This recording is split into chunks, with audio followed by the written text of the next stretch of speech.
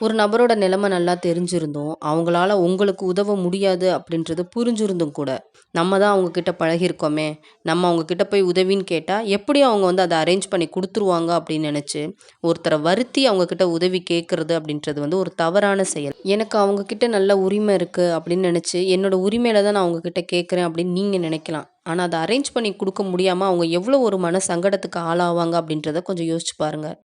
ஒரு நபருக்கு அவங்க வேலை சம்மந்தமான எக்ஸ்பீரியன்ஸ் எவ்வளோ இருந்தாலும், இப்ப இருக்க காலகட்டத்துக்கு ஏத்த மாரி கொஞ்சம் அப்டேட்டாவும் இருக்கணும். ஏன்னா, வேலை செய்ற இடத்துல நம்ம விசுவாசமா இருந்தா மட்டும் பத்தாது. கொஞ்சம் திறமைசாலியாவும் இருக்கணும். ஏன்னா, எல்லா முதலாளியுமே வந்து எதிர்பார்க்கிறது வந்து திறமைசாலிய தானே தவிர, நிரந்தரமான எம்ப்ளாய கிடையாது.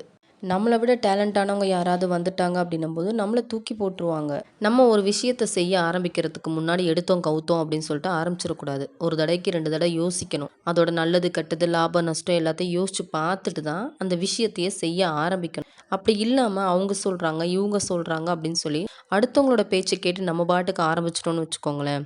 ஆரம்பிக்கும்போது நான் இருக்கிறேன் ஆரம்பி அப்படின்னுவாங்க. ஆனா முடிக்கும்போது கூட இருக்க மாட்டாங்க. அப்புறம் நம்ம தான் மாட்டிக்கிட்டு முழிக்கணும். இத பத்தி நீங்க என்ன நினைக்கிறீங்க அப்படின்றத எனக்கு கமெண்ட்ல சொல்லிருங்க.